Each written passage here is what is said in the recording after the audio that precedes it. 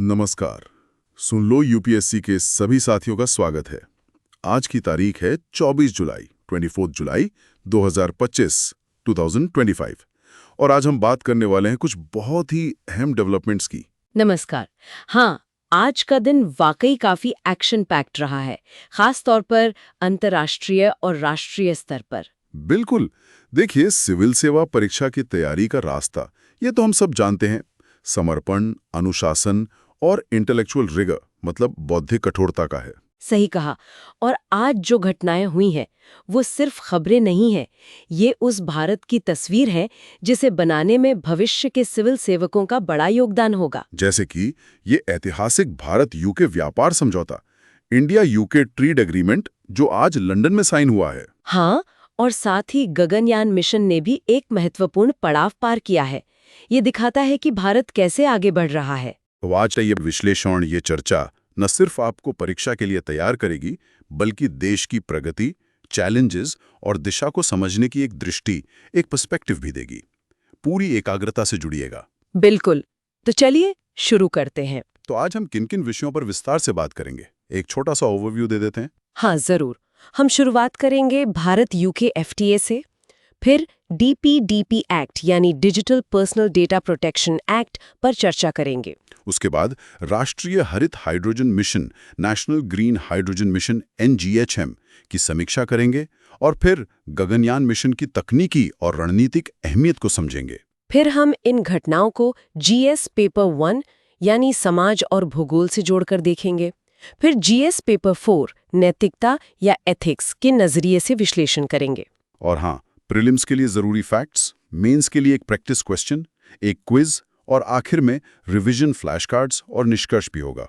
तो काफी कुछ है आज। हाँ, काफी विस्तार से चर्चा होगी। चलिए तो शुरू करते हैं। शासन, अंतर्राष्ट्रीय संबंध और सामाजिक न्याय यानी governance, international relations and social justice, GS paper 2 और प्रीलिम्स के लिहाज से सबसे अहम खबर से। भारत यूके मुक्त व्यापार समझौता एफटीए। जी हाँ, लंदन में आज भारत और यूनाइटेड किंगडम के बीच एक व्यापक मुक्त व्यापार समझौते यानी comprehensive free trade agreement FTA पर हस्ताक्षर हुए हैं। तारीख है 24 जुलाई 2025। स्थान है चेकर्स। और हस्ताक्षर करने वाले थे भारत की तरफ से वाणिज्य मंत्री पीयूष गोयल और यूके की तरफ से उनके समकक्ष जॉनथन रेनॉल्ड्स।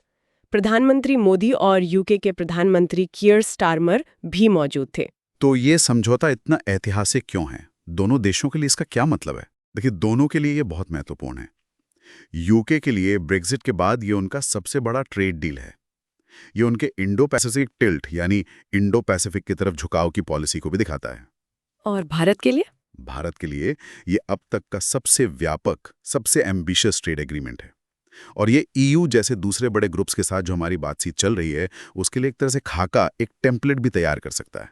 मतलब ये सिर्फ एक कमर्शियल पैक्ट, एक वाणिज्यिक संधि नहीं है? बिल्कुल नहीं, ये उससे कहीं ज्यादा है।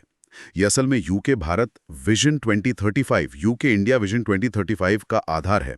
और यूपीएससी सिलेबस से देखें तो GS2 में द्विपक्षीय समझौते, बायलैटरल एग्रीमेंट्स और भारत के हित, इंडियाज इंटरेस्ट्स, इससे ये सीधा जुड़ता है। अब आते हैं इसके मुख्य प्रावधानों, की प्रोविजंस और आर्थिक प्रभाव, इकोनॉमिक इम्पैक्ट पर।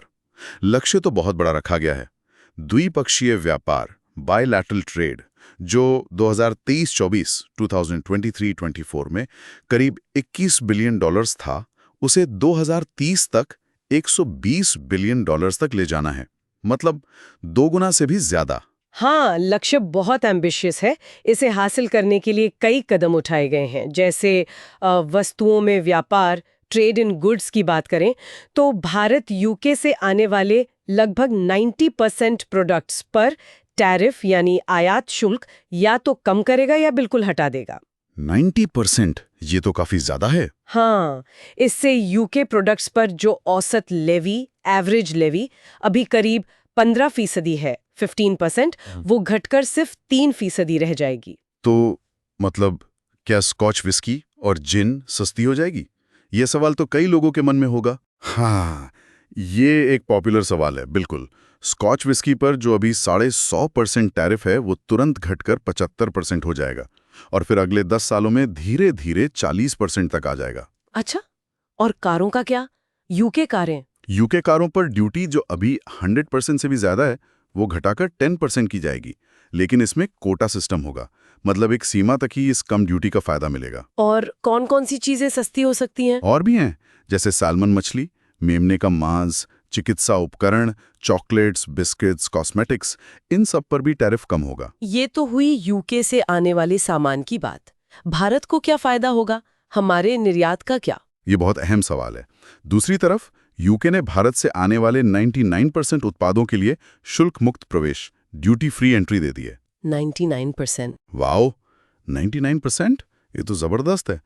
किन क्षेत्रों को फायदा होगा इससे? इससे भारत के जो श्रम गहन निर्यात क्षेत्र हैं, लेबर इंटेंसिव एक्सपोर्ट सेक्टर्स, जैसे कपड़ा, टेक्सटाइल्स, चमड़ा, लेदर, रत्न और आभूषण, जेम्स एंड ज्वेलरी, फर्नीचर, समुद्री उत्पाद, मरीन प्रोडक्ट्स, इनको बहुत बड़ा फायदा मिलेगा। इससे नौकरियां भी बढ़ेंगी। बिल्कुल। अनुमान है कि इससे यूके की जीडीपी में सालाना 4.8 बिलियन पाउंड्स का इजाफा होगा और साथ ही भारत में विनिर्माण, मैन्युफैक्चरिंग और रोजगार, एम्प्लॉयमेंट को भी काफी बढ़ावा मिलेगा। ठीक है, ये तो हुई गुड्स की बात। अब आते हैं सेवाओं में व्यापार, ट्रेड एंड सर्विसेज और पेशावर गतिशीलता, प्रोफेशनल मोबिलिटी पर। यह भारत के लिए हमेशा से बहुत जरूरी रहा है। हाँ, ये हमेशा भारत की डिमांड रहती है। इस समझौते में भारतीय प्रोफेशनल्स, इंडियन प्रोफेशनल्स जैसे शेफ, योग प्रशिक्षक, योगा इंस्ट्रक्टर्स, संगीतकार, म्यूजिशियंस, इनके लिए यूके में अस्थायी आवाजाही, टेम्पररी मूवमेंट आसान होगी। और एक सामाजिक सुरक्षा समझौते, सोशल सिक्योरिटी एग्रीमेंट, SSA की भी बात हो रही है। ये क्या है? हाँ, ये भी एक महत्वपूर्ण हिस्सा है। इसके तहत अगर कोई भारतीय पेशेवर यूके में 3 साल तक के टेम्पररी काम पर जाता है और वो भारत में अपना सोशल सिक्योरिटी कंट्रीब्यूशन दे रहा है, तो उसे यूके में अलग से सामाजिक सुरक्षा योगदान, सोशल सिक्योरिटी कंट्रीब्यूशंस नहीं देना होगा। अच्छा, इससे तो काफी बचत होगी। हाँ, अनुमान है कि इससे भारतीय कंपनियों और पेशेवरों को सालाना करीब 40 अरब रुपए, 40 बिलियन रुपीस, यानी 4000 करोड़ रुपए की बचत होगी। ये तो काफी बड़ा अमाउंट है। अच्छा, सरकारी खरीद, गवर्नमेंट प्रोक्योरमेंट में भी कुछ बदलाव है। ये भी एक सेंसिटिव एरिया रहा है। हाँ, ये एक बड़ा कदम है। पहली बार भारत ने अपनी केंद्रीय सरकारी खरीद, सेंट्रल गवर्नमेंट प्रोक्योरमेंट का बाजार किसी विदेशी पार्टनर के लिए खोला है। यूके की फर्में अब 2 अरब रुपए, 2 बिलियन रुपीस, यानी 200 करोड़ रुपए से अधिक के सरकारी टेंडर में बोली लगा सकेंगी। सभी क्षेत्रों में? नहीं, कुछ निर्दिष्ट गैर संवेदनशील क्षेत्र, स्पेसिफाइड नॉन सेंसिटिव सेक्टर्स हैं, उन्हीं में। और यहां भी मेक इन इंडिया नीति के साथ संतुलन बनाया गया है। वो कैसे? यूके कंपनियों को क्लास 2 सप्लायर माना जाएगा अगर उनके प्रोडक्ट में 20% यूके ओरिजिन का कंटेंट है, लेकिन प्राथमिकता क्लास 1 सप्लायर को ही मिलेगी जिनके प्रोडक्ट में 50% भारतीय सामग्री होती है।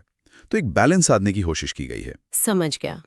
और बौद्धिक संपदा अधिकार, इंटेलेक्चुअल प्रॉपर्टी राइट्स, IPR, इस पर क्या सहमति बनी? ये भी अक्सर विवाद का विषय रहता है। हाँ, IPR पर एक पूरा कॉम्प्रिहेंसिव चैप्टर है। इसमें पेटेंट्स, कॉपीराइट्स, ट्रेडमार्क्स, इनकी सुरक्षा बढ़ाने पर सहमति बनी है। भारत कॉपीराइट की अवधि, कॉपीराइट टर्म को कम से कम 60 साल तक सुरक्षित रखने और इसकी समीक्षा करने पर सहमत हुआ है। इससे यूके को फायदा होगा। हाँ, खासकर उनकी रचनात्मक उद्योगों, क्रिएटिव इंडस्ट्रीज के लिए ये फायदेमंद है। इस समझौते में एक डिजिटल ट्रेड चैप्टर की बहुत चर्चा हो रही है। इसे इतना खास क्यों माना जा रहा है? ये वाकई बहुत खास है और भारत के नजरिए में एक बड़ा रणनीतिक बदलाव, एक स्ट्रेटेजिक पिवट दिखाता है। पहले भारत डिजिटल व्यापार नियमों, डिजिटल ट्रेड रूल्स को लेकर थोड़ा सतर्क, थोड़ा डिफेंसिव रहता था। लेकिन अब इस चैप्टर में भारत ने कुछ बाध्यकारी प्रतिबद्धताएं, बाइंडिंग कमिटमेंट स्वीकार की हैं। जैसे पहला, मजबूरन सोर्स कोड ट्रांसफर पर रोक, prohibition on forced source code transfer. मतलब कंपनियों को अपना मालिकाना कोड, प्रोप्राइटरी सोर्स कोड सरकार के साथ साझा करने के लिए मजबूर नहीं किया जा सकता। ये टेक्नोलॉजी कंपनियों के लिए बहुत बड़ी बात है। ये तो महत्वपूर्ण है। और डेटा फ्लो के बारे में क्या?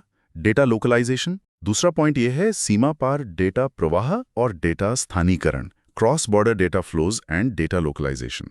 समझौते में डेटा फ्लो को आसान बनाने की बात है, हालांकि इसमें भारत ने थोड़ी फ्लेक्सिबिलिटी रखी है कि भविष्य में अगर हमारा अपना घरेलू डेटा संरक्षण कानून, डोमेस्टिक डेटा प्रोटेक्शन रिजीम विकसित होता है तो इस पर पुनर्विचार किया जा सकता है। अच्छा, मतलब भविष्य के लिए गुंजाइश रखी है। हाँ। और तीसरा, ई कॉमर्स और उपभोक्ता संरक्षण, e commerce and consumer protection.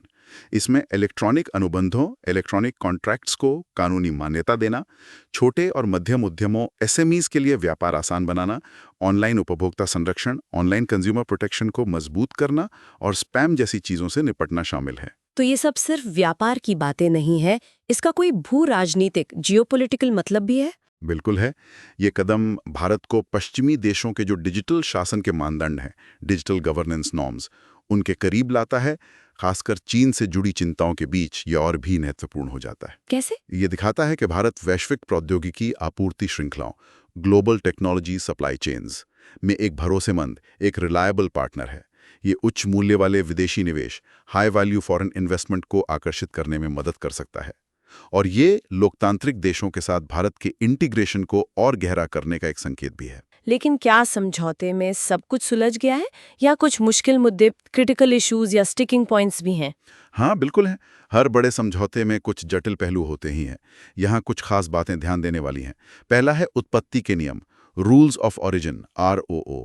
ये तय करते हैं कि कोई प्रोडक्ट किस देश का माना जाएगा ताकि उसे FTA के तहत टैरिफ छूट मिल सके। इसमें क्या नया है? इसमें एक नया सहसमान, को-इक्वल नियम अपनाया गया है।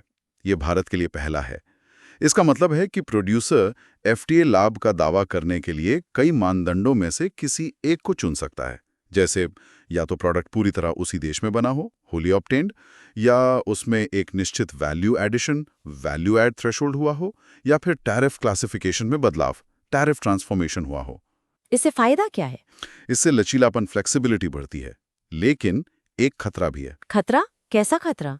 खतरा यह है कि तीसरे देश जैसे कि चीन इसका गलत फायदा उठा सकते हैं। मतलब अपना माल यूके के रास्ते भारत भेज दें या भारत के रास्ते यूके भेज दें और FTA का लाभ ले लें। इससे सर्कमवेंशन कहते हैं। तो इससे कैसे निपटा जाएगा? इसकी सफलता इस बात पर निर्भर करेगी कि नियम कितने मजबूती से लागू होते हैं, कंप्लायंस कितना अच्छा है और सत्यापन तंत्र, वेरिफिकेशन मैकेनिज्म्स कितने कारगर हैं।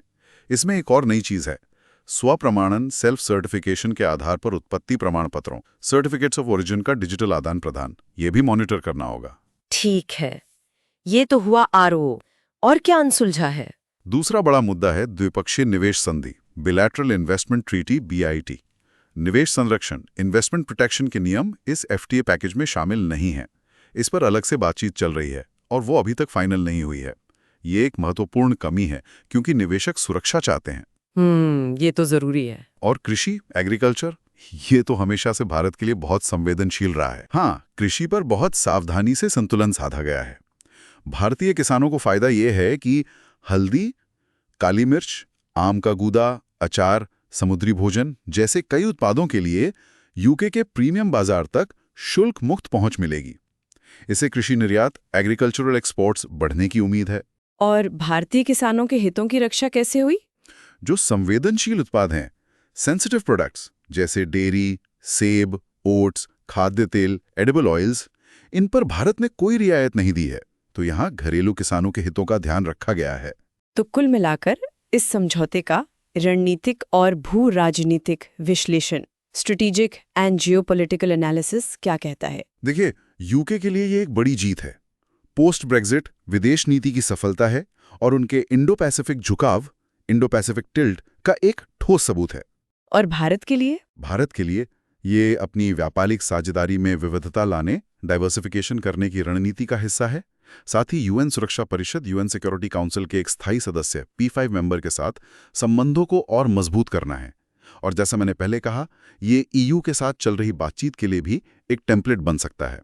लेकिन क्या सभी एक्सपर्ट्स इसे इतना बड़ा गेम चेंजर मान रहे हैं? नहीं, कुछ आलोचनाएं भी हैं। जैसे लंदन स्थित थिंक टैंक चैटम हाउस का मानना है कि भारत के ऐतिहासिक संरक्षणवादी रवैये, प्रोटेक्शनिस्ट इंस्टिंक्ट्स को देखते हुए यह समझौता शायद उतना परिवर्तनकारी, ट्रांसफॉर्मेटिव साबित ना हो जितना दावा किया जा रहा है। तो इसका असली असर तो वक्त ही बताएगा। बिल्कुल। इम्प्लीमेंटेशन इज की। चलिए, अब एफटीए से आगे बढ़ते हैं और एक और बहुत ही महत्वपूर्ण कानून पर बात करते हैं जो डिजिटल दुनिया से ही जुड़ा है, डिजिटल व्यक्तिगत डेटा संरक्षण अधिनियम 2023। हाँ, ये भी आज की चर्चा का एक बहुत अहम हिस्सा है। ये कानून अगस्त 2023 अगस्त 2023 में लागू हुआ था। ये भारत का पहला व्यापक डेटा संरक्षण कानून, first comprehensive data protection legislation है। इसका मुख्य उद्देश्य क्या था? इसका उद्देश्य है व्यक्तियों के अपने डेटा को सुरक्षित रखने के अधिकार, right to protect personal data, और साथ ही वैध उद्देश्यों, लेजिटिमेट पर्पसेस के लिए बिजनेस या सरकार द्वारा डेटा को प्रोसेस करने की आवश्यकता, इन दोनों के बीच संतुलन बनाना। अब ये पूरी तरह से लागू हो गया है? कानून तो बन गया है, लेकिन इसके जो विस्तृत नियम है, डिटेल्ड रूल्स, वो अभी धीरे धीरे अधिसूचित नोटिफाई किए जा रहे हैं। और सबसे महत्वपूर्ण, डेटा संरक्षण बोर्ड डीपीबी का गठन अभी हो रहा है। ये कानून किन सिद्धांतों पर आधारित है? इसके कुछ मूल सिद्धांत हैं। पहला, डेटा प्रोसेसिंग कानूनी, निष्पक्ष और पारदर्शी हो, लॉफुल, फेयर और ट्रांसपेरेंट प्रोसेसिंग। दूसरा, डेटा केवल बताए गए उद्देश्य के लिए ही इस्तेमाल हो, पर्पस लिमिटेशन। तीसरा, जरूरत से ज्यादा डेटा इकट्ठा ना किया जाए, डेटा मिनिमाइजेशन। और चौथा, ये काफी हद तक सहमति पर आधारित है, कंसेंट सेंट्रिक फ्रेमवर्क। और इसमें मुख्य किरदार कौन-कौन है, मतलब पार्टीज इन्वॉल्व्ड? इसमें 3 मुख्यकर्ता एक्टर्स हैं। पहला, डेटा प्रिंसिपल, यानी वो व्यक्ति जिसका डेटा है, आप और मैं। दूसरा, डेटा फिड्यूशरी, वो संस्था या कंपनी जो तय करती है कि डेटा क्यों और कैसे प्रोसेस होगा। और तीसरा, डेटा प्रोसेसर, जो फिड्यूशरी के कहने पर डेटा को प्रोसेस करता है। और यूपीएससी के लिहाज से? GS2 में सरकारी नीतियां, गवर्नमेंट पॉलिसीज, शासन, गवर्नेंस, पारदर्शिता, ट्रांसपेरेंसी और मौलिक अधिकार, फंडामेंटल राइट्स, इन सब से ये कानून सीधा जुड़ता है। आपने डेटा संरक्षण बोर्ड डीपीबी का जिक्र किया। इसकी क्या भूमिका है इस कानून में? डीपीबी इस कानून के तहत मुख्य निर्णायक और प्रवर्तन प्राधिकरण है, the primary adjudication and enforcement authority. अगर कोई उल्लंघन होता है तो शिकायत यहीं जाएगी, जांच यही करेगा और जुर्माना भी यही लगाएगा। इसके सदस्य कौन होते हैं और शक्तियां क्या हैं? इसके अध्यक्ष और चेयरपर्सन और सदस्यों की नियुक्ति केंद्र सरकार करती है 2 साल के लिए। उन्हें दोबारा भी नियुक्त किया जा सकता है, रीअपॉइंटमेंट के पात्र हैं। बोर्ड को सिविल कोर्ट की शक्तियां प्राप्त है। ये शिकायतों की जांच कर सकता है और नियमों का उल्लंघन करने पर संस्थाओं पर 250 करोड़ रुपए तक का जुर्माना लगा सकता है। 250 करोड़? ये तो काफी बड़ा अमाउंट है। हाँ, ये अधिकतम सीमा है। और ये बोर्ड मुख्य रूप से एक डिजिटल कार्यालय, डिजिटल ऑफिस के रूप में काम करेगा, मतलब ज्यादातर काम ऑनलाइन होगा। सुनने में तो ये सब ठीक लगता है, लेकिन इसकी स्वतंत्रता, इंडिपेंडेंस को लेकर कुछ सवाल क्यों उठ रहे हैं? कुछ लोग इसे कैप्टिव रेगुलेटर क्यों कह रहे हैं? थोड़ा गंभीर स्वर में, यहीं पर सबसे बड़ी चिंता है और ये आलोचना का मुख्य बिंदु है। देखिए, अगर हम यूरोपियन यूनियन की GDPR यानी जनरल डेटा प्रोटेक्शन रेगुलेशन की बात करें, जो कि डेटा संरक्षण का एक ग्लोबल स्टैंडर्ड माना जाता है, तो वो साफ कहता है कि डेटा संरक्षण प्राधिकरण, डेटा प्रोटेक्शन अथॉरिटीज सरकार से पूरी तरह स्वतंत्र, कंप्लीटली इंडिपेंडेंट होने चाहिए। और हमारे DPDP एक्ट में ऐसा नहीं है? नहीं, DPDP एक्ट के तहत DPB के सदस्यों की नियुक्ति कौन करेगा? केंद्र सरकार। उन्हें हटाएगा कौन? केंद्र सरकार। उनकी सेवा शर्तें कौन तय करेगा? केंद्र सरकार। अब सोचिए, सरकार खुद देश की सबसे बड़ी डेटा फिड्यूशरी है, द लार्जेस्ट डेटा फिड्यूशरी। मतलब सबसे ज्यादा डेटा सरकार ही इकट्ठा और प्रोसेस करती है। हाँ बिल्कुल, आधार, टैक्स, स्वास्थ्य योजनाएं, बहुत सारा डेटा है सरकार के पास। एग्जैक्टली। तो जब रेगुलेटर की नियुक्ति और नियंत्रण उसी इकाई के हाथ में हो जिसे उसे रेगुलेट करना है, तो ये एक मूलभूत हितों का टकराव, a fundamental conflict of interest पैदा करता है। इससे क्या दिक्कत होगी? इससे बोर्ड की निष्पक्षता, इम्पार्शियलिटी और उसकी प्रभावशालिता, इफेक्टिवनेस पर गंभीर संदेह पैदा होता है। सवाल उठता है कि क्या ये बोर्ड सरकारी एजेंसियों द्वारा डेटा उल्लंघन के मामलों में उतनी ही सख्ती से कार्रवाई कर पाएगा जितनी किसी प्राइवेट कंपनी के खिलाफ करेगा? ये एक बड़ा प्रश्न चिन्ह है। ये तो वाकई चिंता की बात है। संवैधानिक रूप से, कॉन्स्टिट्यूशनली, ये कानून सुप्रीम कोर्ट के पुट्टास्वामी फैसले, पुट्टास्वामी जजमेंट के साथ कैसे फिट बैठता है, जिसने निजता को मौलिक अधिकार बताया था? हाँ, ये बहुत ही क्रूशियल सवाल है। 2017 का जस्टिस के.एस. पुट्टास्वामी बनाम भारत संघ मामला एक लैंडमार्क जजमेंट था। इसने निजता के अधिकार राइट टू प्राइवेसी को अनुच्छेद 21 आर्टिकल 21 जीवन और व्यक्तिगत स्वतंत्रता के अधिकार के तहत एक मौलिक अधिकार फंडामेंटल राइट घोषित किया। और कोर्ट ने ये भी कहा था कि इस अधिकार पर रोक लगाई जा सकती है, लेकिन कुछ शर्तों के साथ। बिल्कुल। कोर्ट ने कहा कि निजता के अधिकार पर सरकार द्वारा कोई भी दखलंदाजी स्टेट इंट्रूजन तभी वैध होगी जब वो 4 शर्तों को पूरा करे। 1. उसका कोई कानूनी आधार हो, लीगल बेसिस। 2. वो किसी वैध सरकारी उद्देश्य के लिए हो, लेजिटिमेट स्टेट एम। 3. वो आनुपातिक हो, प्रोपोर्शनेट, मतलब उद्देश्य हासिल करने के लिए जितनी जरूरत हो उतनी ही दखलंदाजी हो, उससे ज्यादा नहीं। 4. उसमें प्रक्रियात्मक सुरक्षा उपाय हों, प्रोसीजरल सेफगार्ड्स, मतलब दुरुपयोग को रोकने के लिए चेक और बैलेंस हों। तो डीपीडीपी एक्ट इन शर्तों को पूरा करता है? यहीं पे मतभेद है। डीडीपी एक्ट का एक सेक्शन है, सेक्शन 17(2). सेक्शन 17(2) ये केंद्र सरकार को ये शक्ति देता है कि वो अपने किसी भी एजेंसी को इस अधिनियम के ज्यादातर प्रावधानों से छूट दे सकती है। छूट किन आधारों पर? आधार बहुत व्यापक हैं, जैसे देश की संप्रभुता और अखंडता, सॉवरेनिटी एंड इंटेग्रिटी, राज्य की सुरक्षा, सिक्योरिटी ऑफ द स्टेट, विदेशी राज्यों के साथ मैत्रीपूर्ण संबंध, friendly relations with foreign states, सार्वजनिक व्यवस्था, पब्लिक ऑर्डर या किसी संघीय अपराध के लिए उकसाने से रोकना। ये तो बहुत वाइड टर्म्स हैं। एग्जैक्टली। आलोचकों का कहना है कि ये छूट पुट्टास्वामी फैसले में बताई गई आवश्यकता, नेसेसिटी और आनुपातिकता, प्रोपोर्शनैलिटी के सिद्धांतों के साथ सीधे टकराव, डायरेक्ट टेंशन में है। ये सरकार को बहुत ज्यादा विवेकाधीन शक्ति, डिस्क्रिशनरी पावर देती है, बिना किसी मजबूत ओवरसाइट के।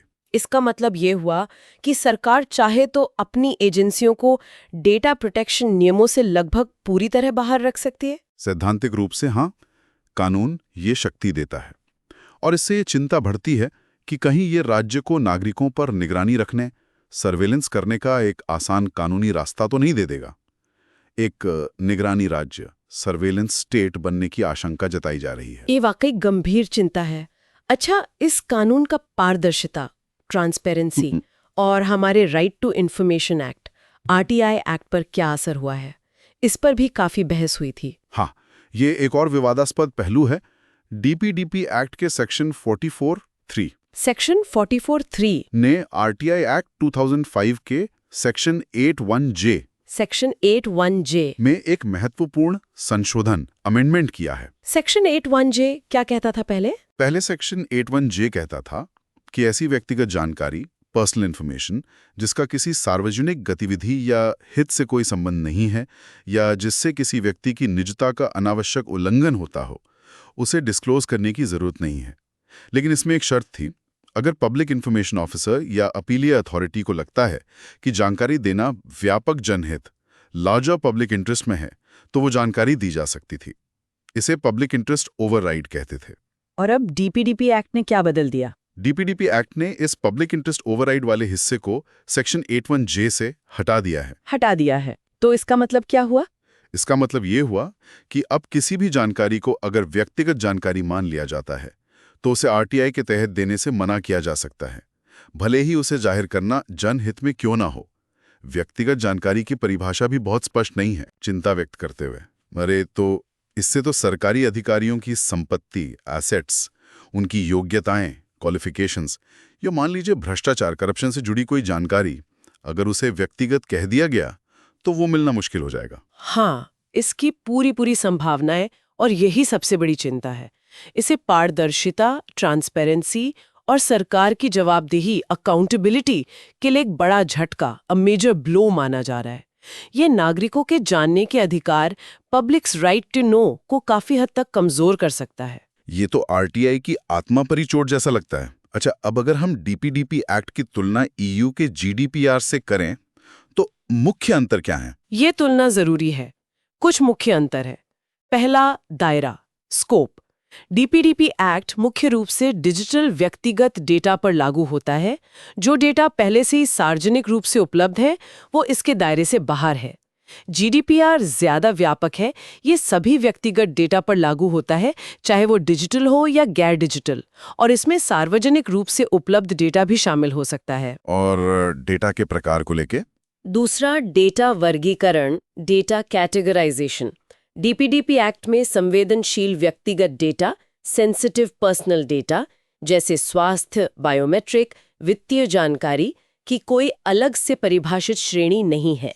हालांकि सरकार कुछ संस्थाओं को महत्वपूर्ण data fiduciary, significant data fiduciaries, SDFs के रूप में नामित कर सकती है, जिन पर ज्यादा सख्त नियम लागू होंगे।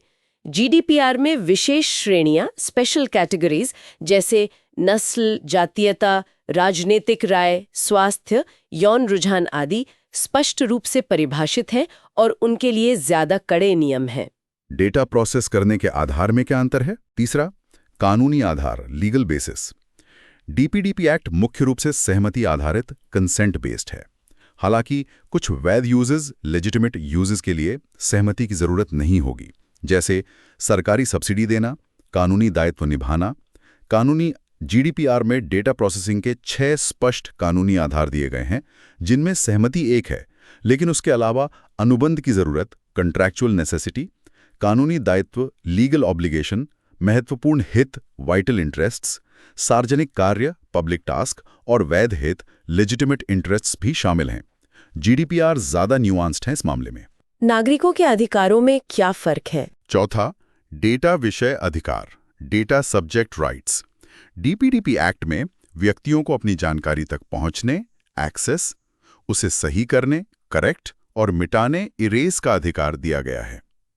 लेकिन डेटा पोर्टेबिलिटी यानी अपना डेटा एक सर्विस प्रोवाइडर से दूसरे पर ले जाने का अधिकार, इसका स्पष्ट उल्लेख नहीं है। जीडीपीआर में ये अधिकार शामिल हैं, साथ ही प्रोसेसिंग पर आपत्ति करने का अधिकार, राइट टू ऑब्जेक्ट भी है। और सबसे बड़ा अंतर शायद रेगुलेटर का है। हाँ। पांचवा, नियामक निकाय, रेगुलेटरी बॉडी। जैसा मैंने चर्चा की, डीपीडीपी एक्ट का डेटा प्रोटेक्शन बोर्ड, डीपीबी, केंद्र सरकार द्वारा नियुक्त और उसी के प्रति जवाबदेह है।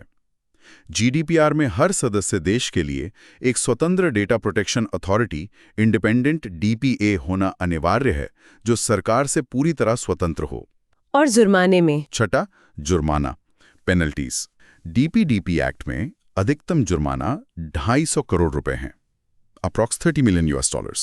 जीडीपीआर में जुर्माना बहुत ज्यादा हो सकता है, 20 मिलियन यूरोज या कंपनी के पिछले साल के वैश्विक टर्नओवर का 4% तक, जो भी ज्यादा हो।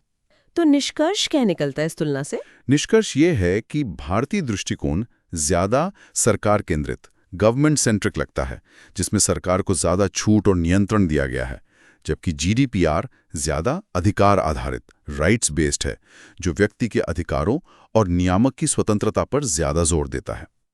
ये काफी महत्वपूर्ण अंतर है। चलिए, अब गवर्नेंस और आईआर के बाद हम रुख करते हैं अर्थव्यवस्था, विज्ञान एवं प्रौद्योगिकी, पर्यावरण और सुरक्षा की ओर, यानी जीएस पेपर 3 और प्रीलिम्स के लिहाज से महत्वपूर्ण टॉपिक्स पर। बिल्कुल। और इसमें सबसे पहले बात करते हैं राष्ट्रीय हरित hydrogen mission, national green hydrogen mission, NGHM की। हाँ, ये मिशन आजकल बहुत चर्चा में है। क्लीन एनर्जी का भविष्य कहा जा रहा है इसे।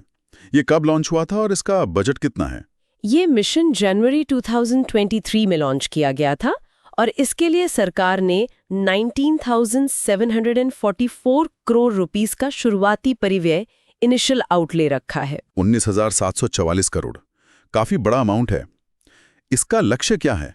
इसका ओवरआर्चिंग लक्ष्य है भारत को ग्रीन हाइड्रोजन और इसके जो डेरिवेटिव्स हैं, जैसे ग्रीन अमोनिया और ग्रीन मेथनॉल, इनका एक ग्लोबल हब बनाना, मतलब उत्पादन भी करें और निर्यात भी। ये ग्रीन हाइड्रोजन होता क्या है?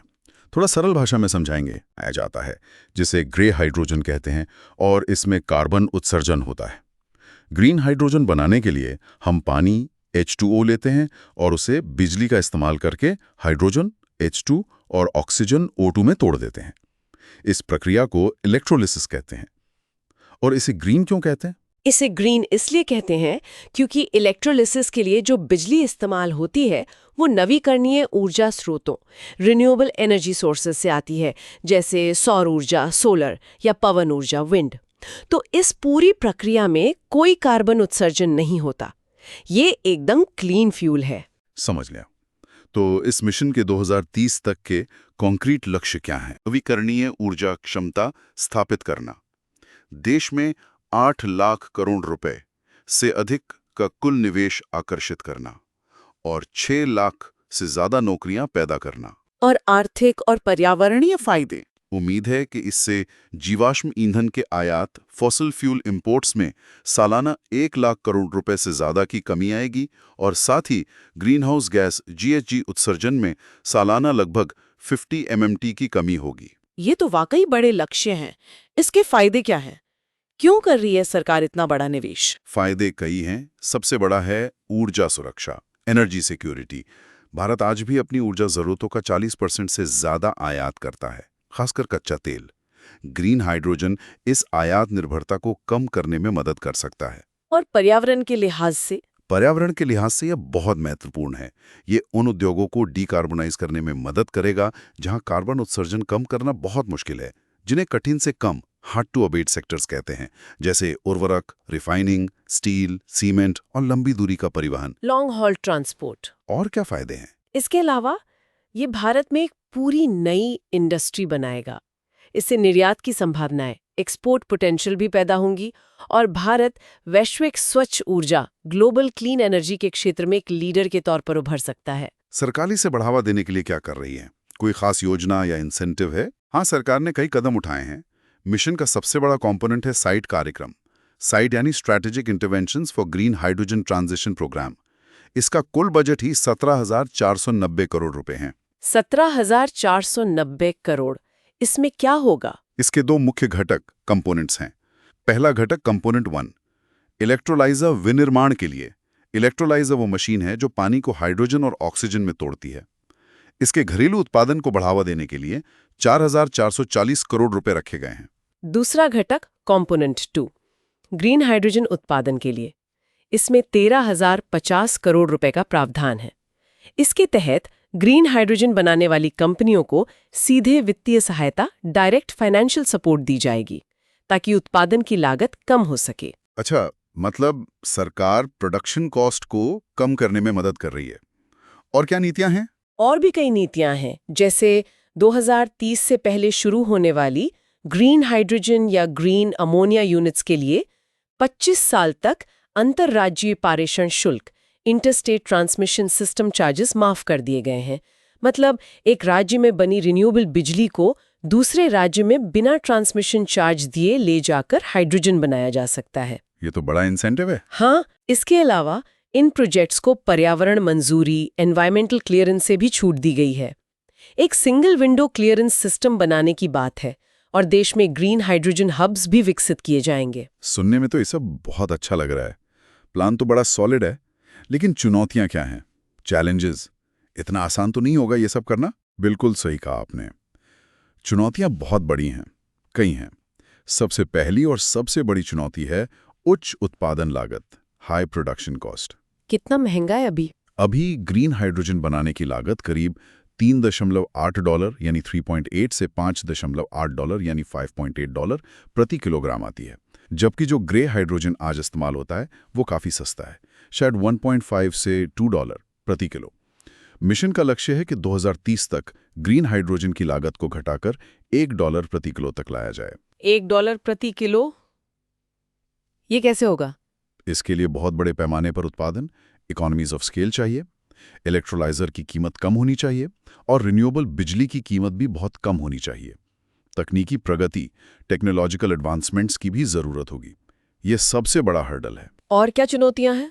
दूसरी बड़ी चुनौती है बुनियादी ढांचे की कमी, इंफ्रास्ट्रक्चर डेफिसिट। हाइड्रोजन को एक जगह से दूसरी जगह ले जाना, ट्रांसपोर्ट करना और उसे स्टोर करना, स्टोरेज करना, ये आसान नहीं है। इसके लिए खास तरह की पाइपलाइंस, टैंकर्स और स्टोरेज सुविधाओं की जरूरत होगी, जो अभी हमारे पास नहीं है। इन्हें बनाने में भारी निवेश लगेगा। और संसाधन, क्या हमारे पास पर्याप्त संसाधन है? ये तीसरा पॉइंट है, संसाधन बाधाएं, रिसोर्स कंस्ट्रेंट्स।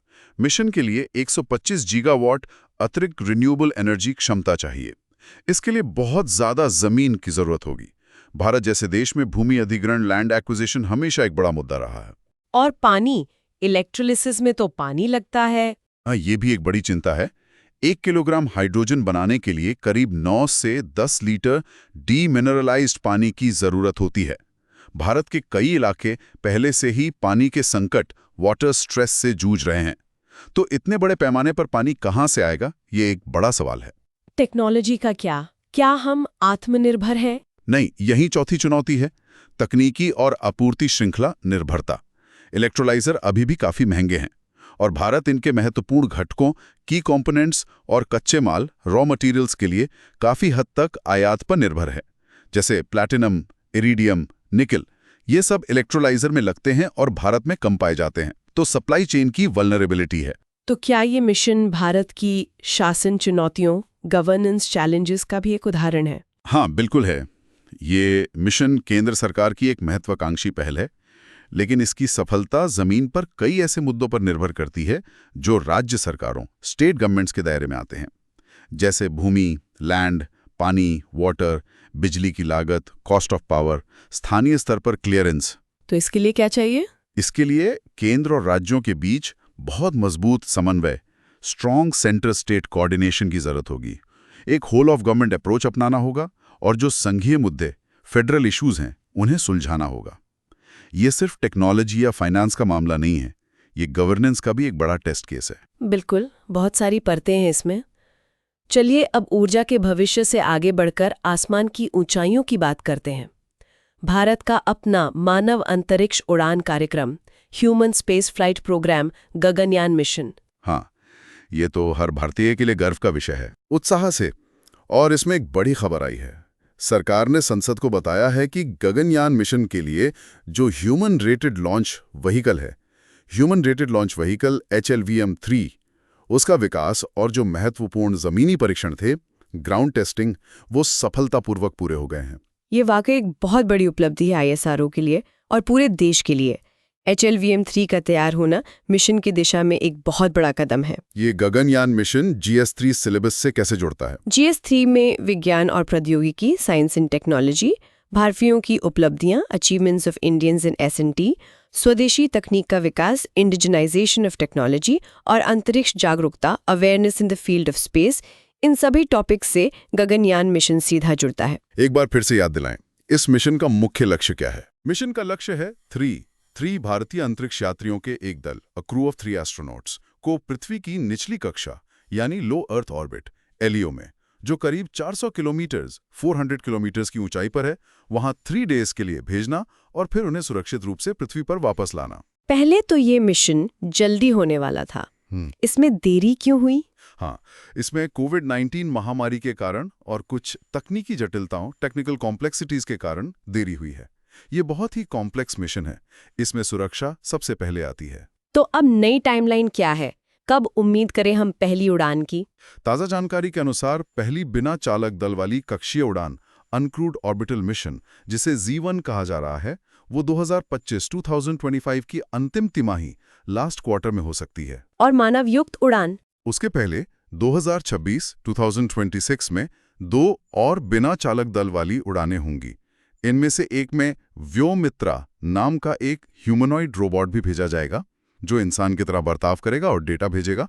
और फिर सब कुछ ठीक रहा तो पहली मानवयुक्त उड़ान, द फर्स्ट क्रूड फ्लाइट, जिसे H1 कहा जा रहा है, वो 2027 की शुरुआत में निर्धारित है। 2027 की शुरुआत? एक्साइटिंग। अच्छा, इसके पीछे की टेक्नोलॉजी क्या है? ये HLVM-3 क्या बला है? गगनयान वाकई एक बहुत ही जटिल तकनीकी मिशन है। इसमें कई की कंपोनेंट्स हैं। सबसे पहले तो लॉन्च व्हीकल HLVM-3। ये ISRO का जो सबसे शक्तिशाली रॉकेट है, LVM-3 लॉन्च व्हीकल मार्क 3, जिसे पहले GSLV Mk3 geosynchronous satellite launch vehicle mark 3 कहा जाता था, उसी का मानव रेटेड, ह्यूमन रेटेड संस्करण है। ह्यूमन रेटेड का क्या मतलब है? इसका मतलब है कि रॉकेट को इंसानों को ले जाने के लिए और ज्यादा सुरक्षित और भरोसेमंद, सेफ एंड रिलायबल बनाया गया है। इसमें कई महत्वपूर्ण अपग्रेड किए गए हैं, जैसे जो क्रिटिकल सिस्टम्स हैं उनमें अतिरेक, रिडंडेंसी डाली गई है, मतलब अगर एक सिस्टम फेल हो तो दूसरा काम करे। और सबसे जरूरी, इसमें एक क्रू एस्केप सिस्टम लगाया गया है। इस रॉकेट के बारे में थोड़ा और बताएंगे, LVM-3 HVLVM-3। हाँ, LVM-3 एक 3 स्टेज का रॉकेट है। पहले स्टेज में 2 बड़े सॉलिड बूस्टर्स S-200 होते हैं जो शुरुआती थर्स देते हैं। दूसरा स्टेज एक लिक्विड कोर स्टेज L-100 है जिसमें विकास इंजन लगे होते हैं। और तीसरा और सबसे ऊपरी स्टेज एक क्रायोजेनिक अपर स्टेज है। क्रायोजेनिक अपर स्टेज C-25 है जो लिक्विड हाइड्रोजन और लिक्विड ऑक्सीजन इस्तेमाल करता है और सैटेलाइट या अब गगनयान के ऑर्बिटल मॉड्यूल को उसकी सही कक्षा में पहुंचाता है। HLVM-3 में इन्हीं स्टेजेस को और ज्यादा रिलायबल बनाया गया है। ठीक है। रॉकेट के ऊपर जो गगनयान का कैप्सूल होगा उसे क्या कहते हैं? उसे ऑर्बिटल मॉड्यूल कहते हैं। इसके 2 हिस्से होते हैं। पहला है क्रू मॉड्यूल CM। ये वो हिस्सा है जिसमें अंतरिक्ष यात्री रहेंगे। ये एक तरह का डबल दीवार वाला बर्तन है जिसमें जीवन रक्षक प्रणाली, life support systems, navigation system और पृथ्वी पर वापस आने के लिए थर्मल प्रोटेक्शन सिस्टम TPS और पैराशूट्स लगे होते हैं। दूसरा हिस्सा है सर्विस मॉड्यूल SM। ये क्रू मॉड्यूल के नीचे लगा होता है और इसमें इंजन, प्रोपल्शन सिस्टम, बिजली बनाने के लिए सोलर पैनल, पावर जनरेशन और दूसरी जरूरी सहायक प्रणालियां, सपोर्ट सिस्टम्स होती हैं। ये ऑर्बिट में रहते हुए क्रू मॉड्यूल को सपोर्ट करता है और वापसी के समय अलग हो जाता है। और आपने क्रू एस्केप सिस्टम CES का जिक्र किया था, वो क्या है? ये शायद सबसे महत्वपूर्ण सुरक्षा फीचर है, the most critical safety feature. ये एक तरह का छोटा रॉकेट सिस्टम है जो लॉन्च पैड पर या उड़ान के शुरुआती दौर में अगर मुख्य रॉकेट में कोई बड़ी गड़बड़ी होती है तो ये तुरंत क्रू मॉड्यूल को खींचकर रॉकेट से बहुत तेजी से दूर ले जा सकता है ताकि एस्ट्रोनॉट सुरक्षित रहें। इसका टेस्ट हुआ है? हाँ, इसका सफलतापूर्वक परीक्षण किया जा चुका है। 2018-2018 में पैड अबॉर्ट टेस्ट PAT हुआ था और हाल ही में अक्टूबर 2023 में TVD-1 test vehicle demonstration 1 mission के जरिए इसका फ्लाइट में भी सफल परीक्षण किया गया। ये बहुत जरूरी था। बिल्कुल, सुरक्षा सबसे पहले। अब आते हैं इसके महत्व पर। इस मिशन का वैज्ञानिक, साइंटिफिक और रणनीतिक महत्व, स्ट्रेटेजिक सिग्निफिकेंस क्या है? ये सिर्फ 3 लोगों को अंतरिक्ष में भेजने से कहीं ज्यादा है ना? हाँ, बिल्कुल। ये सिर्फ एक टेक्नोलॉजिकल डेमोन्स्ट्रेशन नहीं है, इसके कई गहरे मायने हैं। पहला, ये भारत की स्वदेशी क्षमता, इंडिजिनस कैपेबिलिटी को दिखाता है और दुनिया में भारत का भू राजनीतिक कद, जियोपॉलिटिकल स्टेचर बढ़ाता है। अगर ये सफल होता है तो भारत अमेरिका, USA, रूस, रशिया और चीन के बाद मानव अंतरिक्ष यान क्षमता हासिल करने वाला दुनिया का चौथा देश बन जाएगा। ये एक बहुत बड़ी उपलब्धि होगी। चौथा देश। और भविष्य के लिए इसका क्या मतलब है? दूसरा, ये भविष्य के और भी ज्यादा महत्वाकांक्षी अंतरिक्ष अन्वेषण मिशनों की नींव रखेगा। Foundation for future space exploration.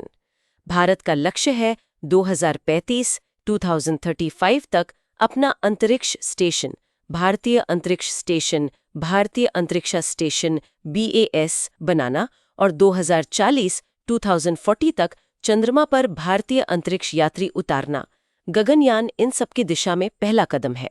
Wow, भारतीय अंतरिक्ष स्टेशन और चांद पर इंसान, ये तो कमाल की बात है।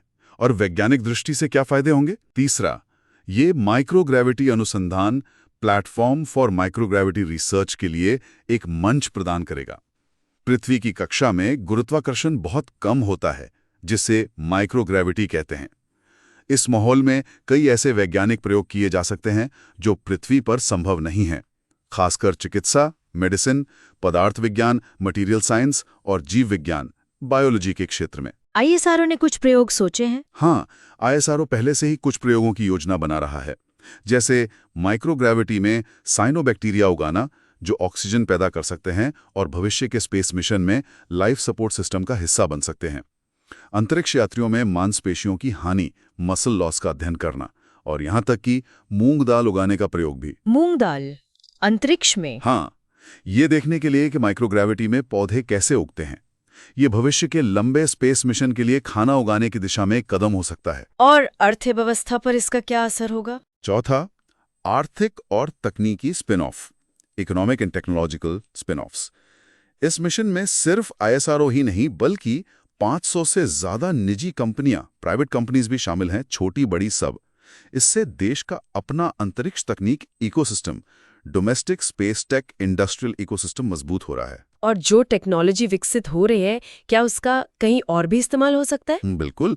इस मिशन के लिए जो नई टेक्नोलॉजी विकसित हो रही है, जैसे एडवांस्ड लाइफ सपोर्ट सिस्टम, बेहतर फायर सप्रेशन सिस्टम, नई तरह की सामग्री, न्यू मटेरियल्स, इनका इस्तेमाल रक्षा, चिकित्सा और दूसरे नागरिक क्षेत्रों में भी हो सकता है।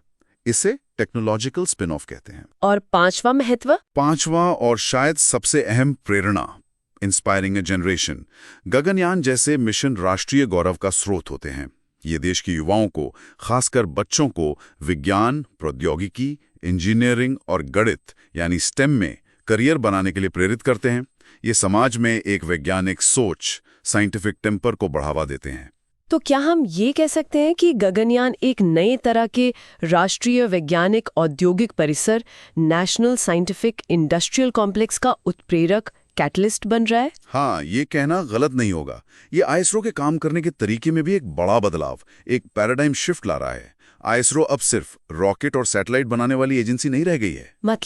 मतलब गगनयान के लिए आईएसआरओ को कई नए क्षेत्रों में महारत हासिल करनी पड़ रही है, जैसे अंतरिक्ष चिकित्सा, स्पेस मेडिसिन, पर्यावरण नियंत्रण और जीवन रक्षक प्रणाली, environmental control and life support systems, ECLS, अंतरिक्ष यात्रियों का चयन और प्रशिक्षण, astronaut selection and training, mission control का विस्तार और समुद्र में क्रू मॉड्यूल की रिकवरी के लिए जटिल ऑपरेशंस, कॉम्प्लेक्स रिकवरी ऑपरेशंस। इसमें दूसरी एजेंसियां भी शामिल हैं। हाँ, इसमें अभूतपूर्व सहयोग देखने को मिल रहा है।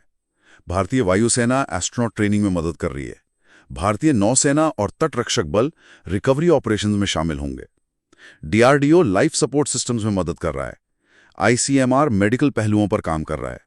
और L&T जैसी बड़ी कंपनियों से लेकर 500 छोटे मझोले उद्योग, MSMEs तक इसके पुर्जे और सिस्टम बना रहे हैं। तो ये वाकई एक राष्ट्रीय प्रयास है। बिल्कुल, ये कुछ वैसा ही है जैसा अमेरिका ने अपने अपोलो प्रोग्राम के समय किया था। ये भारत के लिए विज्ञान, उद्योग और राष्ट्रीय सुरक्षा में आत्मनिर्भर क्षमताओं, सेल्फ रिलायंट कैपेबिलिटीज के निर्माण का एक बड़ा अवसर है। बहुत खूब। तो हमने FTA, DPDP एक्ट, NGHM और गगनयान पर विस्तार से बात की। अब चलिए इन घटनाओं को भारतीय समाज और भूगोल यानी GS पेपर 1 के नजरिए से जोड़कर देखते हैं। हाँ, ये लिंकेज समझना भी जरूरी है। सबसे पहले वैश्वीकरण का भारतीय समाज पर प्रभाव, effects of globalisation on Indian society. भारत UK FTA इसका एक ताजा उदाहरण है। इसका क्या असर पड़ेगा समाज पर? देखिए, FTA वैश्वीकरण, ग्लोबलाइजेशन का एक टेक्स्ट बुक एग्जाम्पल है। एक तरफ ये अवसर पैदा करेगा, जैसे IT पेशेवरों, IT प्रोफेशनल्स के लिए UK जाना आसान होगा। निर्यात उन्मुख उद्योग, एक्सपोर्ट ओरिएंटेड इंडस्ट्रीज जैसे कपड़ा, टेक्सटाइल्स, चमड़ा, लेदर, जेम्स एंड ज्वेलरी, इनमें रोजगार बढ़ सकता है। इससे जुड़े लोगों की आय बढ़ सकती है। लेकिन दूसरी तरफ UK से आने वाले सस्ते सामान जैसे कारें या कुछ और उत्पाद, वो घरेलू उद्योगों जैसे ऑटो कंपोनेंट्स या शायद कुछ कृषि उत्पादों के लिए प्रतिस्पर्धा, कंपटीशन बढ़ाएंगे। तो कुछ क्षेत्रों को नुकसान भी हो सकता है। यही वैश्वीकरण की दुविधा है, द ग्लोबलाइजेशन डिलेमा। इसमें विजेता भी होते हैं और हारने वाले भी। समाज के अलग अलग वर्गों पर इसका अलग अलग असर पड़ेगा। और महिलाओं की भूमिका पर इसका क्या असर देख सकते हैं? ये एक दिलचस्प पहलू है। FTA से जिन क्षेत्रों को फायदा होने की उम्मीद है, जैसे कपड़ा, परिधान, अपैरल, खाद्य प्रसंस्करण, प्रोसेस्ड फूड्स, रत्न और आभूषण, जेम्स एंड ज्वेलरी, इन क्षेत्रों में महिला कर्मचारियों, फीमेल वर्कर्स की संख्या काफी ज्यादा है। तो क्या इससे महिलाओं का सशक्तिकरण होगा? अगर इन क्षेत्रों से निर्यात बढ़ता है तो महिलाओं के लिए रोजगार के अवसर बढ़ सकते हैं। इससे उनका आर्थिक सशक्तिकरण, इकोनॉमिक एम्पावरमेंट हो सकता है। लेकिन यहाँ ये सुनिश्चित करना भी जरूरी है कि उन्हें उचित मजदूरी, फेयर वेजेस मिले और काम करने की स्थितियां, वर्किंग कंडीशंस अच्छी हों। सिर्फ रोजगार बढ़ना काफी नहीं है, उसकी क्वालिटी भी मायने रखती है। बिल्कुल। अब आते हैं विज्ञान और प्रौद्योगिकी पर। गगनयान जैसे मिशन वैज्ञानिक सोच को कैसे बढ़ावा देते हैं? Science, technology and fostering a scientific temper. Gaganyaan जैसे बड़े राष्ट्रीय प्रयास सिर्फ टेक्नोलॉजिकल माइलस्टोन नहीं होते। ये समाज में वैज्ञानिक सोच, साइंटिफिक टेम्पर को बढ़ावा देने में बहुत बड़ी भूमिका निभाते हैं। ये स्वदेशी नवाचार, इंडिजिनस इनोवेशन और आत्मनिर्भरता का प्रतीक बनते हैं। कैसे? जब देश का अपना रॉकेट अपने एस्ट्रोनॉट्स को लेकर अंतरिक्ष में जाता है तो ये एक राष्ट्रीय गौरव, नेशनल प्राइड की भावना पैदा करता है।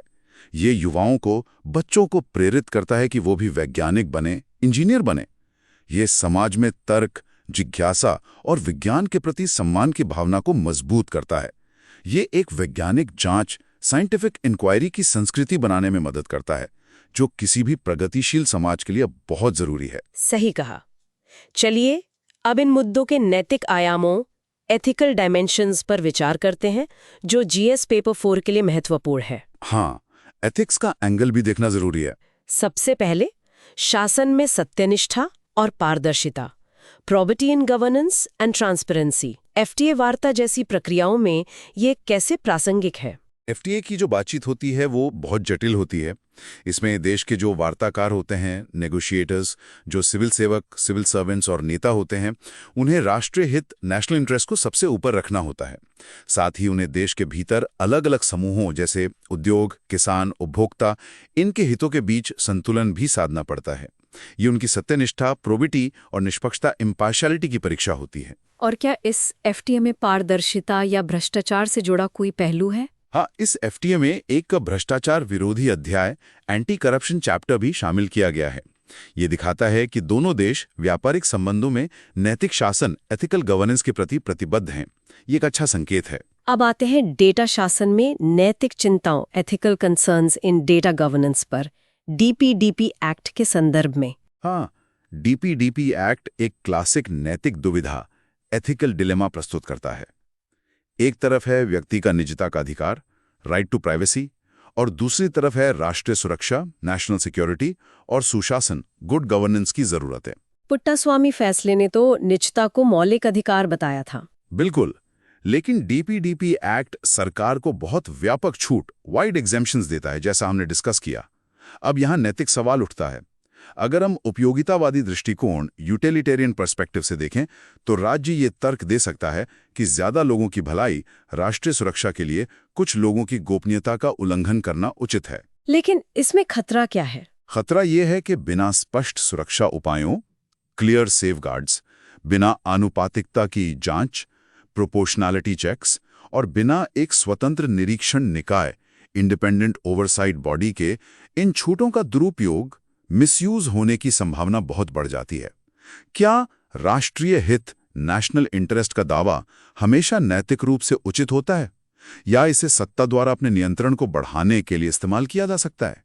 ये गंभीर नैतिक प्रश्न है। और सिविल सेवा के लिए बुनियादी मूल्य, foundational values for civil service, इन मिशनों में कैसे झलकते हैं, जैसे एनजीएचएम या गगनयान?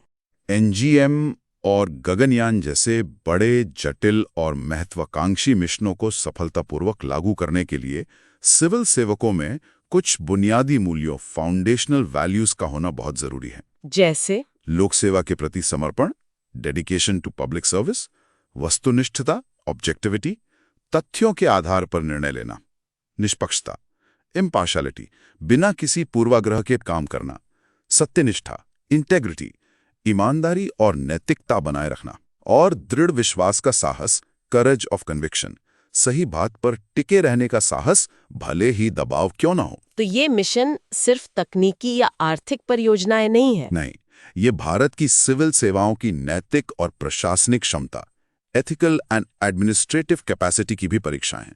इन मिशनों की सफलता इन मूल्यों पर भी निर्भर करेगी। बहुत अच्छी तरह से आपने सारे आयामों को कवर किया।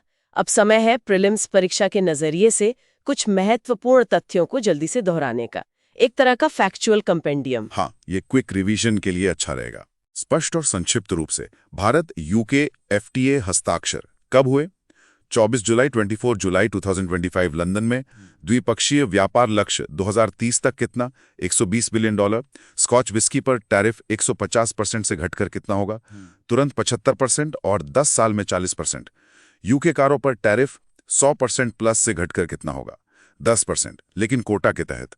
यूके में भारतीय निर्यात पर शून्य शुल्क कितने प्रतिशत उत्पादों पर? 99% उत्पाद लाइनों पर। यूके में भारतीय निर्यात पर शून्य शुल्क। एफटीए के साथ एक और कौन सा महत्वपूर्ण समझौता हुआ? सामाजिक सुरक्षा समझौता, सोशल सिक्योरिटी एग्रीमेंट। बिल्कुल, आगे बढ़ते। डीपीडीपी एक्ट कब लागू हुआ? अगस्त 2023 अगस्त 2023 में।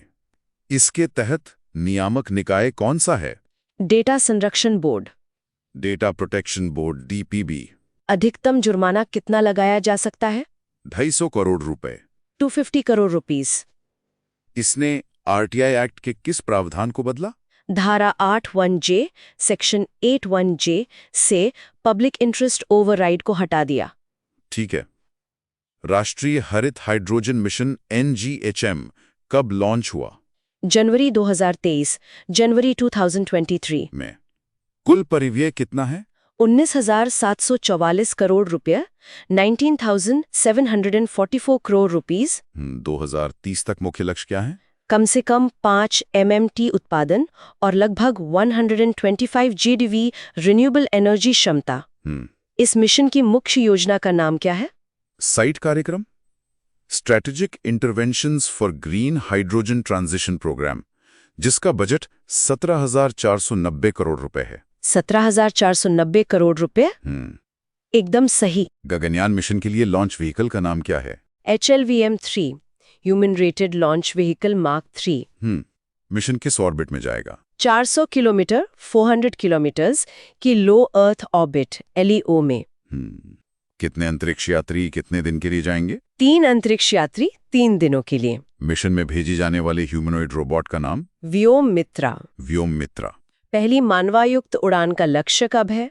प्रारंभिक 2027। अर्ली 2027। भारत की दीर्घकालिक अंतरिक्ष दृष्टि क्या है? 2035 तक भारतीय अंतरिक्ष स्टेशन BAS और 2040 तक चंद्रमा पर मानव लैंडिंग। बहुत बढ़िया।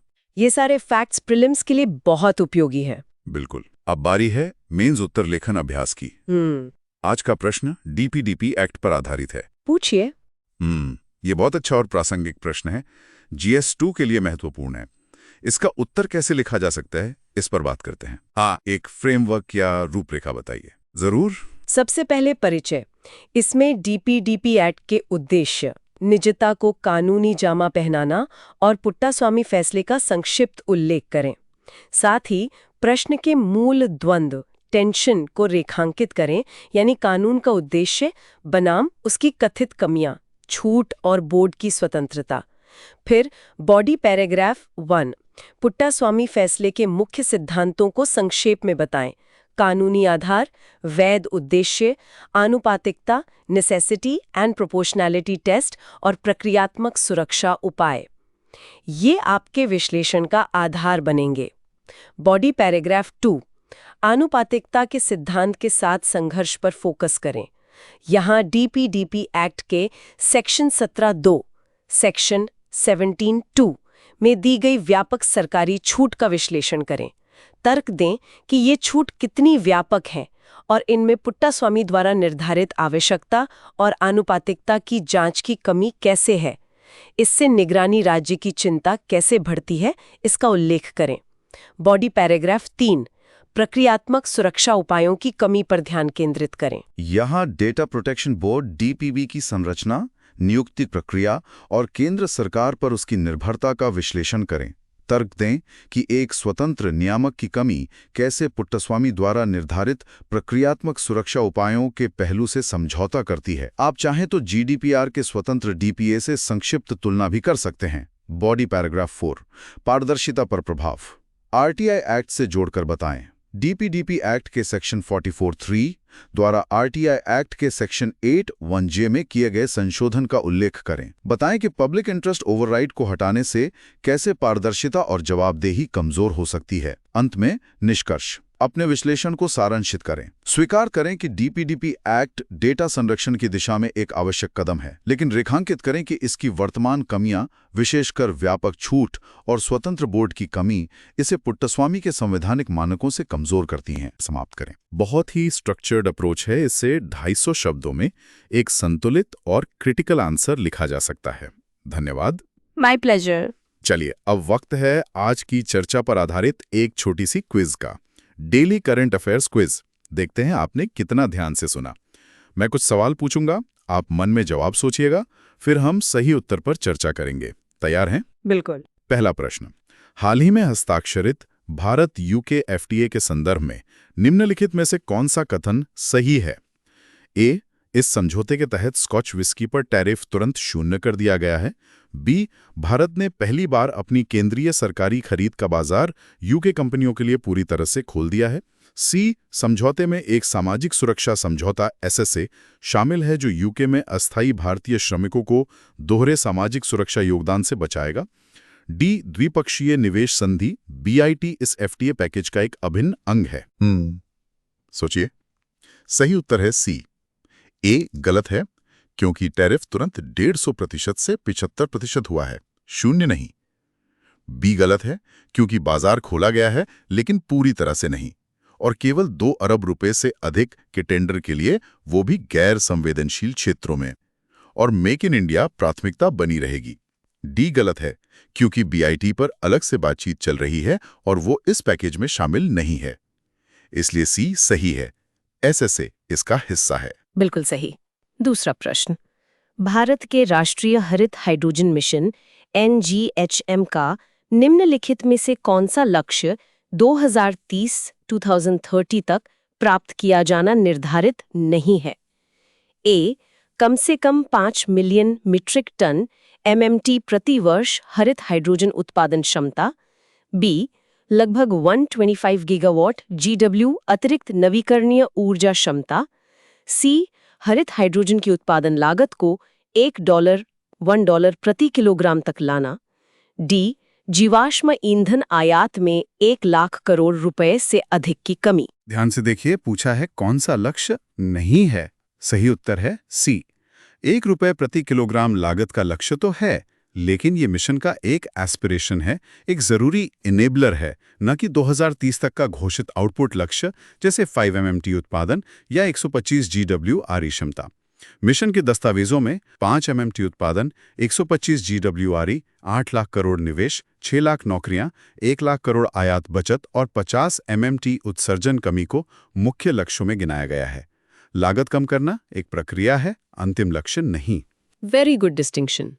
तीसरा प्रश्न, गगनयान मिशन के लिए उपयोग किया जाने वाला HLVM-3 इसरो के किस मौजूदा प्रक्षेपण यान का संशोधित मानव रेटेड संस्करण है? A, PSLV polar satellite launch vehicle. B, GSLV MK2 geosynchronous satellite launch vehicle mark 2।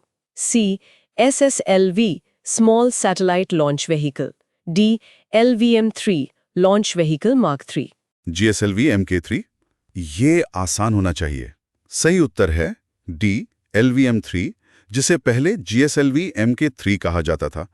ये इसरो का सबसे भारी और शक्तिशाली रॉकेट है जिसे गगनयान के लिए ह्यूमन रेट किया गया है। करेक्ट।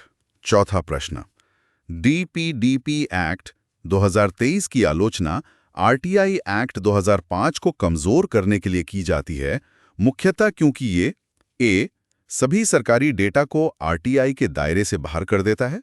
बी, सूचना आयुक्तों की नियुक्ति की प्रक्रिया को बदल देता है। सी, RTI एक्ट की धारा 8(1)J से व्यापक जनहित वाले प्रावधान को हटा देता है। डी, RTI आवेदन दाखिल करने के लिए शुल्क बढ़ा देता है। हमने इस पर विस्तार से चर्चा की थी। सही उत्तर है सी। DPDP एक्ट के सेक्शन 44(3) ने RTI एक्ट की धारा 8(1)J से उस क्लॉज को हटा दिया जो जनहित में व्यक्तिगत जानकारी देने की अनुमति देता था। इसी से पारदर्शिता पर असर की चिंता है। बिल्कुल सही। आखिरी 5वां प्रश्न, गगनयान मिशन से जुड़े निम्नलिखित शब्दों पर विचार करें। 1. Crew escape system CES। 2. Vyom Mitra Vyommitra. 3. Service module SM। 4. Site कार्यक्रम साइट प्रोग्राम। इनमें से कौन से गगनयान मिशन से सही ढंग से जुड़े हैं? ए, केवल 1, 2 और 3। बी, केवल 1 और 3। सी, केवल 2, 3 और 4। डी, 1, 2, 3 और 4। ध्यान दीजिएगा, CES गगनयान का सुरक्षा सिस्टम है। व्योमित्रा ह्यूमनॉइड रोबोट है जो टेस्ट फ्लाइट में जाएगा। सर्विस मॉड्यूल ऑर्बिटल मॉड्यूल का हिस्सा है। साइट कार्यक्रम किससे जुड़ा था? हाँ, साइट कार्यक्रम तो हरित हाइड्रोजन मिशन से जुड़ा था। एग्जैक्टली। तो सही उत्तर है ए, केवल 1, 2 और 3। साइट कार्यक्रम NGHM का हिस्सा है, गगनयान का नहीं। बहुत बढ़िया। मुझे उम्मीद है कि हमारे श्रोताओं ने भी सही जवाब दिए होंगे। अब जल्दी से रिवीजन के लिए कुछ महत्वपूर्ण शब्द या अवधारणाएं देख लेते हैं। Revision flash cards. मैं टर्म बोलूंगी, आप बस एक लाइन में उसका मतलब बता दीजिएगा। ठीक है। साइट कार्यक्रम। राष्ट्रीय हरित हाइड्रोजन मिशन NGHM के तहत इलेक्ट्रोलाइजर निर्माण और ग्रीन हाइड्रोजन उत्पादन को वित्तीय सहायता देने वाली योजना। HLVM-3 गगनयान मिशन के लिए ISRO के LVM-3 रॉकेट का मानव रेटेड संस्करण। डेटा फिड्यूशरी DPDP एक्ट के तहत वो संस्था जो व्यक्तिगत डेटा के प्रोसेसिंग का उद्देश्य और तरीका तय करती है। सामाजिक सुरक्षा समझौता SSA, भारत UK FTA, एक समझौता जो दूसरे देश में काम कर रहे कर्मचारियों को दोहरे सामाजिक सुरक्षा योगदान से बचाता है। Crew escape system CES, Gaganyaan में लॉन्च के दौरान आपात स्थिति में अंतरिक्ष यात्रियों को सुरक्षित निकालने की प्रणाली। सह सम्मान उत्पत्ति नियम, coequal rule of origin, Bharat UK FTA में अपनाया गया नया नियम जो उत्पादकों को उत्पत्ति साबित करने के लिए कई मानदंडों में से चुनने की छूट देता है। कठिन से कम क्षेत्र, हार्ड टू अबेट सेक्टर्स, वो उद्योग जैसे स्टील, सीमेंट, रिफाइनिंग, जहां कार्बन उत्सर्जन कम करना तकनीकी और आर्थिक रूप से बहुत मुश्किल है। डेटा संरक्षण बोर्ड DPB, DPDP एक्ट 2023 के तहत शिकायतों का निपटारा करने और जुर्माना लगाने वाला प्राधिकरण जिसकी स्वतंत्रता पर सवाल है। भारतीय अंतरिक्ष स्टेशन BAS, भारत का 2035 तक स्थापित करने का प्रस्तावित अपना अंतरिक्ष स्टेशन। DPDP एक्ट की धारा 44(3) कर पब्लिक इंटरेस्ट ओवरराइड को हटाया। बेहतरीन। ये क्विक रिकैप बहुत मददगार रहेगा। तो आज की हमारी ये लंबी और विस्तृत चर्चा अब निष्कर्ष की ओर बढ़ रही है। हाँ, काफी कुछ कवर किया हमने। तो आज का विश्लेषण क्या दिखाता है? एक तरफ भारत वैश्विक मंच पर बड़े और महत्वाकांक्षी लक्ष्य हासिल कर रहा है, चाहे वो UK के साथ अब तक का सबसे बड़ा FTA हो या गगनयान जैसा जटिल मिशन। ये भारत के बढ़ते आत्मविश्वास और क्षमता का प्रतीक है। बिल्कुल, लेकिन साथ ही ये विश्लेषण ये भी दिखाता है कि घरेलू स्तर पर भारत जटिल शासन चुनौतियों का सामना कर रहा है। DPDP एक्ट का उदाहरण हमारे सामने है, जहां निजता के अधिकार और राष्ट्रीय सुरक्षा के बीच संतुलन साधना एक बड़ी चुनौती है और संस्थागत स्वतंत्रता का मुद्दा भी अहम है। इसी तरह NGHM जैसे महत्वाकांक्षी मिशन का कार्यान्वयन जमीनी हकीकत, संसाधनों की कमी और केंद्र राज्य समन्वय जैसी जटिलताओं पर निर्भर करता है। तो आगे की राह, द वे फॉरवर्ड क्या है? आगे की राह स्पष्ट है, लेकिन आसान नहीं। FTA के मामले में इसका तेजी से और प्रभावी कार्यान्वयन जरूरी है। साथ ही जो अनसुलझा मुद्दा है, यानी बायलैटरल इन्वेस्टमेंट ट्रीटी BIT, उसे जल्द से जल्द अंतिम रूप देना होगा ताकि निवेशकों का भरोसा बढ़े। RO के नियमों का सख्ती से पालन सुनिश्चित करना होगा। DPDP एक्ट के मामले में सरकार को कानून के प्रावधानों, खासकर छूट वाले प्रावधानों पर और ज्यादा स्पष्टता लाने की जरूरत है। डेटा प्रोटेक्शन बोर्ड की स्वतंत्रता सुनिश्चित करने के लिए कदम उठाने होंगे ताकि ये कानून पुट्टास्वामी फैसले की सच्ची भावना के अनुरूप काम कर सके। NGHM के मामले में लागत कम करने के लिए तकनीकी नवाचार पर जोर देना होगा। साथ ही भूमि और पानी जैसे संसाधनों के प्रबंधन और केंद्र राज्य के बीच मजबूत समन्वय पर काम करना होगा। और गगनयान के मामले में सुरक्षा पर अटूट ध्यान बनाए रखना सबसे ज्यादा जरूरी है।